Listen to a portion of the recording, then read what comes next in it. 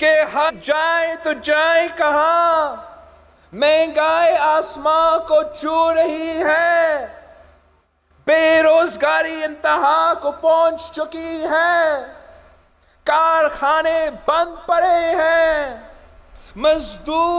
مزدور بدحالی کی زندگی گزارنے پر مجبور ہیں، وہ کسان، وہ ہاری جو اناج پیدا کرتا ہے، وہ آج روٹی کے ایک نوالے کے لیے ترس رہے ہیں۔ اس سے بڑا عذاب کیا ہوگا کہ زرعی ملک کے وزیر خزانہ، اس سے بڑا عذاب کیا ہوگا کہ زرعی ملک کے وزیر خزانہ اس شخص کو بنایا گیا ہے جو کہتا ہے کہ اسے تو زراعت کے بارے میں کچھ پتہ ہی نہیں، اور یہ بھی کہتا ہے کہ پی ٹی آئی حکومت کی معاشی پالیسیز کی وجہ سے عوام کی چیخیں نکلے گی۔ کیا کوئی ایسا ملک سنا ہے، کوئی ایسی حکومت دیکھی ہے جو ایک سال میں تین بجٹس دیتے ہیں اور پھر ہر بجٹ کے بعد آٹا مہنگا، دال مہنگی، گیس مہنگی، بجلی مہنگی، اور دوائیاں بھی مہنگی کر دی گئی ہیں، جس کا مطلب یہ ہے کہ اگر آپ غریب ہو اور بیمار ہو تو صحت کا انصاف یہ کہتا ہے کہ آپ مر جاؤ۔ یہ ہے تبدیلی سرکار کا منشور، یہ ہے تبدیلی سرکار کی معاشی پالیسیز۔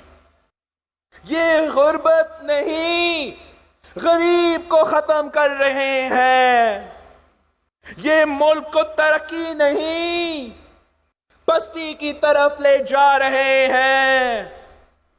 یہ نااہل لوگوں کا ٹولہ ہے، ان سے ملک نہیں سمجھا، ان سے ملک نہیں سنبھالا جا رہا ہے، ان کا ہر وعدہ جھوٹا نکلا، ان کا ہر نعرہ دھوکا نکلا۔ اس کٹ پتلی نے کہا تھا کہ وہ قرض نہیں لے گا کیونکہ اس سے ملک کی سلامتی گروی ہو جاتی ہے، مگر آج ہر در پر بھیک مانگنے جاتا ہے۔ اس کٹ پتلی نے کہا کہ خود خوشی کروں گا مگر IMF نہیں جاؤں گا، مگر آج IMF کے پاؤں میں بیٹھا ہوا ہے۔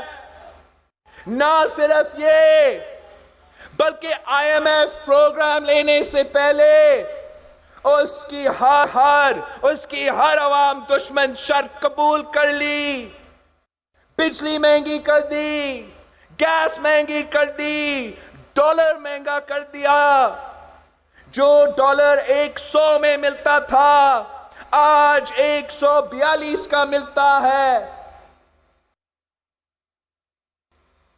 اس کٹ پتلی نے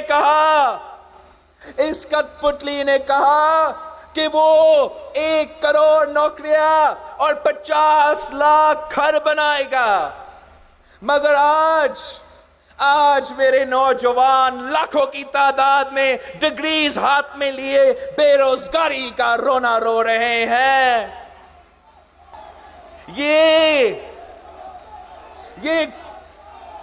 یہ غریب کو گھر تو کیا دیتے، انکروچمنٹ کے نام پر غریب کے سروں سے چھت بھی چھینا جا رہا ہے۔ اس کٹ پتلی نے کہا تھا کہ ایمنسٹی اسکیم اصل میں ٹیکس دینے والوں کے منہ پر تماشا ہے، حکمران اور کرپٹ اپنا کالا دھن سفید کرنے کے لیے ایمنسٹی سکیمز لاتی ہے، تو بتاؤ اس سکیم میں خان صاحب آپ کس کا کالا دھن سفید کرنا چاہتے ہو؟ اپنی آف شور کمپنیز کا، علیمہ باجی کی سلائی مشین سے بننے والی نیو یارک میں جائیدادوں کا، علیم خان کے قبضوں کا، نااہل ترین کے بے نامی اکاؤنٹس کا، یا ان لوگوں کا جن سے تم کینسر کے نام پر چندہ لیتے ہو اپنی سیاست کے لیے، اپنے الیکشنز کے لیے۔ یہ نہ صرف جھوٹے ہیں، نہ صرف دھوکے باز ہے، نہ صرف بدنیت ہے، بلکہ یہ منافق ہے۔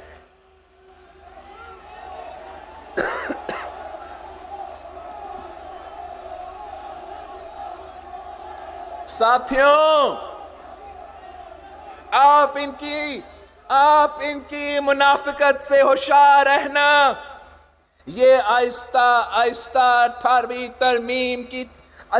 ترمیم کو ختم کرنے کی کوشش کر رہے ہیں، سندھ کے عوام کے حقوق پر قبضہ کرنا چاہتے ہیں، پنجاب کے عوام کا حق مارنا چاہتے ہیں، بلوچستان کے عوام کو محروم رکھنا چاہتے ہیں، پختونخوا کے خزانوں پر ڈاکہ ڈالنا چاہتے ہیں۔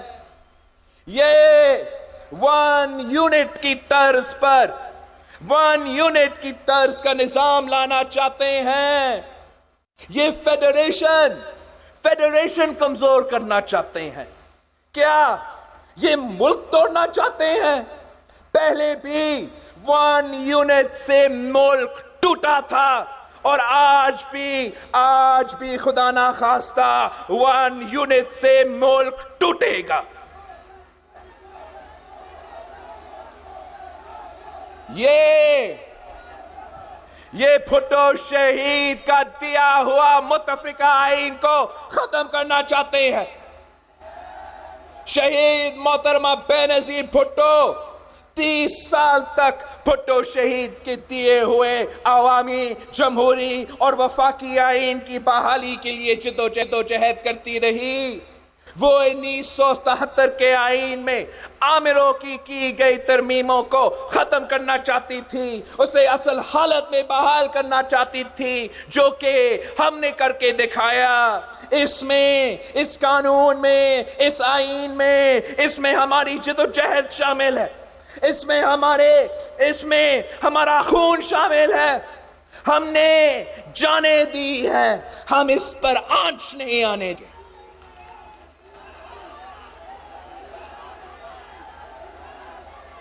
ساتھیوں، آپ کو یاد ہوگا کہ بی بی شہید کے شہادت کے بعد 2008 میں جب پاکستان پیپلز پارٹی نے حکومت بنائی تو ملک کے کیا حالات تھے؟ پورا ملک دہشت گردی کی لپیٹ میں تھا، بلوچ ساحل وسائل کی مالکی چاہتے تھے، پختون اپنے حقوق اور شراکت چاہتے تھے، سندھ احساس محرومی کا شکار تھا، پنجاب سے بھی آوازیں اٹھ رہی تھی۔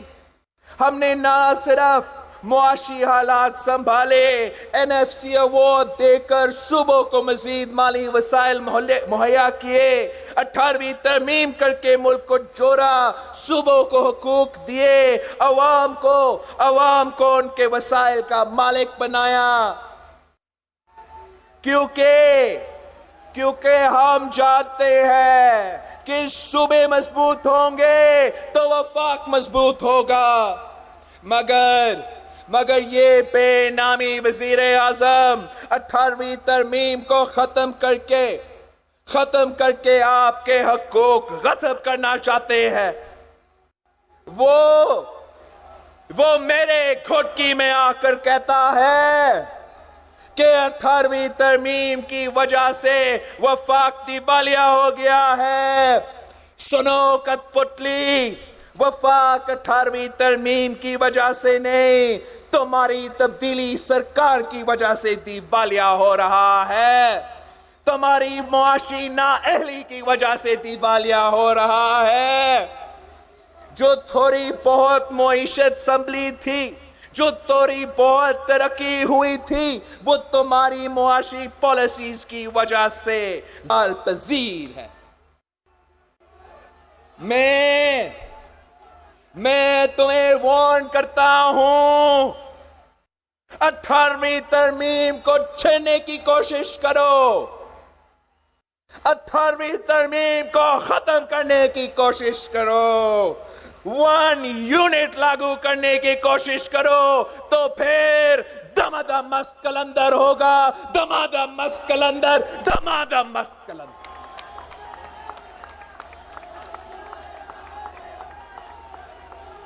ساتھیوں، الیکشن مہم کے دوران میں نے پورے پاکستان میں ہر جگہ کہا تھا کہ کچھ عناصر الیکشن میں دھاندلی کر کے ایک کٹ پتلی حکومت لانا چاہتے ہیں، ایک ایسا کٹ پتلی وزیر اعظم لانا چاہتے ہیں جو ان کے ہر اشاروں پر ناچے. 2018 کے الیکشنز میں تاریخ کی بدترین دھاندلی کی گئی. ووٹ کی چوری نہیں بلکہ ووٹ پر ڈاکہ ڈالا گیا. اس الیکشن میں ہر حربہ استعمال کیا گیا. پیپلز پارٹی کو تو ہمیشہ کی طرح لیول پلینگ فیلڈ نہیں دی گئی. پنجاب میں میرا راستہ روکا گیا. پختونخوا جانے کے لیے میرا جہاز کو اڑنے نہیں دیا. مجھے جلسے کرنے کی اجازت نہیں دی گئی. یہاں تک کہ پشاور میں میری موومنٹ پر پابندی تھی. میڈیا میں ہمارا بلیک آؤٹ کروایا گیا. بلوچستان میں میرے جانے پر پابندی تھی. لکھ کر دیا گیا کہ آپ نہ یہاں پر جلسہ کر سکتے ہو اور نہ ہی یہاں داخل ہو سکتے ہو. اور یہاں سندھ میں ہمارے مخالفوں کے کہنے پر پارٹی کے وفداروں کے نامنیشن پیپرز کو ریجیکٹ کیے گئے. لوگوں کو ہراساں کیا گیا. آپ گھوٹکی والے جانتے ہیں کہ میرپور ماتھیلوں میں الیکشن نہیں، جنگ تھا. دیرکی میں الیکشن نہیں، محاذ تھا. اوبارو میں الیکشن نہیں، سلیکشن تھا. خانگر میں تو اپنے بھائی، اپنے ہی سردار کی پیٹھ میں چھرا گھونپا، ان کا فارم ریجیکٹ کروا دیا گیا. وفاداری نہ بدلنے پر، دباؤ میں نہ آنے پر، حکم نہ ماننے پر یہی ہونا تھا. اس الیکشن میں آپ کے ساتھ تاریخ کی سب سے بڑی دھاندلی ہوئی. پورے ملک میں پولنگ ایجنٹس کو باہر نکالا گیا. ہمارا ایجنٹس کے بغیر ووٹ کی گنتی کی گئی. 3 دن تک ہمیں ریزلٹس نہیں دیے گئے اور آج تک ہمارے فارم 45 پتا ہے. اس خونی الیکشن میں پشاور میں خودکش دھماکہ ہوا، دیائے خان میں خودکش دھماکہ ہوا، مستونگ میں خودکش دھماکہ ہوا، لیاری میں ہم پر حملہ کروا دیا گیا، کوئٹہ میں دھماکہ، لرکانہ میں میرا پولنگ کیمپ پہ دھماکہ، اور ملک بھر میں سینکڑوں شہادتیں. اس خون کا حساب کون دے گا؟ اس کا احتساب کون کرے گا؟ اور ساتھیوں، تاریخ کی بدترین دھاندلی کے باوجود خان کو میجورٹی نہیں دے سکے، اور جب حکومت بنائی تو مانگے ٹانگے کے ووٹ سے بنی۔ ساتھیوں، اس بدترین دھاندلی اور ایک سلیکٹڈ وزیر اعظم کو کرسی پر بٹھانے کے باوجود ہم اس حکومت کو وقت دینا چاہتے۔ اپوزیشن کی دیگر جماعتوں نے تو اسمبلی میں بیٹھنے سے انکار کر لیا تھا، مگر پاکستان پیپلز پارٹی اس سسٹم کو آگے چلانا چاہتی تھی۔ ہم نہیں چاہتے کہ کسی قسم کا آئینی بحران پیدا ہو اور سسٹم ڈی ریل ہو۔ ہم چاہتے تھے کہ نئی حکومت کو کام کرنے کا موقع ملے، انہوں نے جو عوام سے وعدے کیے ہیں وہ پورا کرے، مگر جب ان کے 100 دن پورے ہوئے اور ہم نے دیکھا، پوری قوم نے دیکھا کہ تبدیلی سرکار کی تو کوئی سمتی نہیں ہے، نہ ان کی معاشی پالیسی ہے، نہ ان کی خارجہ پالیسی ہے، نہ ان کی داخلہ پالیسی ہے۔ ان کی معاشی پالیسی تو معاشی دہشت گردی ہے، ان کی خارجہ پالیسی بھیک مانگنے کی ہے، ان کی داخلہ پالیسی انتقام کی پالیسی ہے۔ یہ احتساب نہیں، انتقام ہے۔ یہ نیب گردی کے ذریعے ہمیں خاموش کرنا چاہتے ہیں، یہ نیب گردی کے ذریعے ہمیں جھکانا چاہتے ہیں، یہ نیب گردی کے ذریعے لوگوں کو بے وقوف بنانا چاہتے ہیں، عوام کے اصل مسائل سے توجہ ہٹانا چاہتے ہیں، اپنے گناہوں چھپانا چاہتے ہیں۔ ہم احتساب کے خلاف نہیں ہیں۔ میں یہ بھی نہیں کہتا کہ میرا احتساب نہ کرو، میں تو کہتا ہوں کہ سب کا احتساب کرو، احتساب کا ایسا نظام ہو جو سب کا صاف اور شفاف احتساب کرے، جس احتساب سے انتقام کی بو نہ آتی ہو۔ یہ کہاں کا انصاف ہے؟ یہ کیسے احتساب ہے کہ نیب سندھ کا ایک میونسپیلٹی اور ایک ٹاؤن کمیٹی کے آفیسر کا احتساب تو کر سکتا ہے، مگر بی آر ٹی پشاور میں اربوں روپے کی کرپشن پر ہاتھ نہیں ڈالتا۔ یہ کیسا احتساب ہے کہ اسپیکر سندھ اسمبلی کو ایسٹ بیونڈ مینز جیسے جھوٹے کیس میں گرفتار کیجیے ہے، مگر علیمہ باجی سے اس کی بیرون ملک جائیدادوں کا پوچھا تک نہیں جاتا۔ سندھ کے وزیر اعلیٰ کو تو نیب بلا لیتا ہے، مگر پختونخوا کے وزیر اعلیٰ کو اربوں روپے کی کرپشن پر نوٹس تک نہیں دیا جاتا۔ یہ انتقام نہیں تو اور کیا ہے؟ یہ نیب گردی نہیں تو اور کیا ہے؟ یہ آمریت کے پلے ہوئے آمروں کے قانون سے ہمیں جھکا نہیں سکتے، ہمیں ڈرا نہیں سکتے۔ ہم ان کے بھی مقابلہ ہم نے ان کا بھی مقابلہ کیا تھا، ہم تمہارا بھی مقابلہ کریں گے کٹھ پتلی۔